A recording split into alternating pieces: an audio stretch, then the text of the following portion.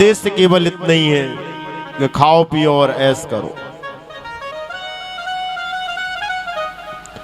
जहां भगवान के मंत्रों का उद्घोष होता है, जहां भगवान की कथा का उद्घोष होता है, उसको वो शोर मानते हैं।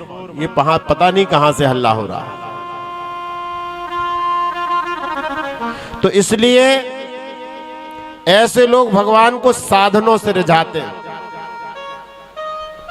दिखावा के रूप में भगवान की भक्ति करके, और दुनिया को दिखाते हैं कि मुझसे बड़ा कोई भक्त नहीं है। लेकिन बाद में फिर वही लोग चर्चा करते, हम इतनी पूजा करते हैं, इतना पाठ करते महाराज जी, पर इसका फल क्यों नहीं मिलता है।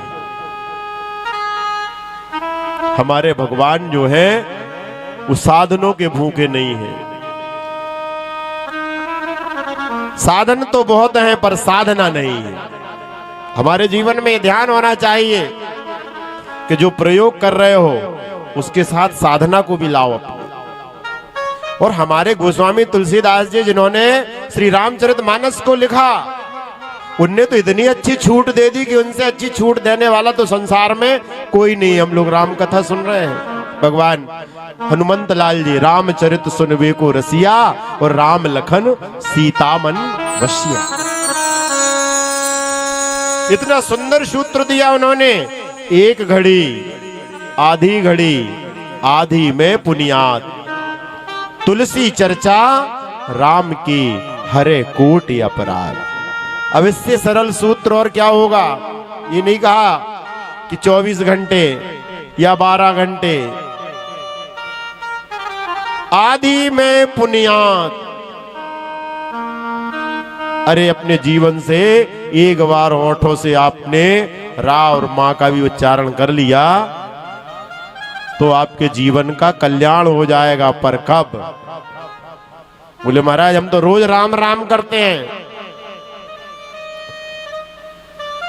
सज्जनों, हम लोग रोज राम राम करते हैं, लोग उदाहरण देते हैं, हम लोग रोज राम राम करते हैं महाराज, लेकिन इसका फल क्यों नहीं मिलता।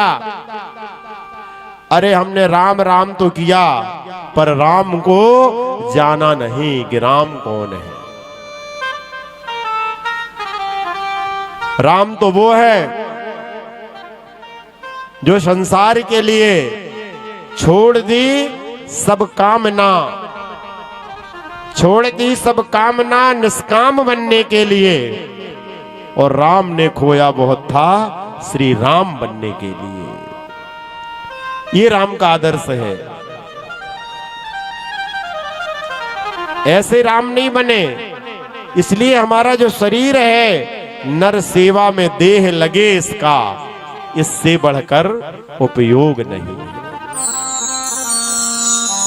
हमारे जीवन में मनुष्य तो सब है, पर मनुष्य सब होने के नाते हमारे जीवन में मनुष्यता होना चाहिए। मनुष्य वही है जो मनुष्य को पहचान जाए। मनुष्य वही है, हमारे साहित्यकारों ने लिखा है कि मनुष्य वही है जो मनुष्य के लिए मरे। अर्थात एक दूसरे की पीड़ा को समझे, एक दूसरे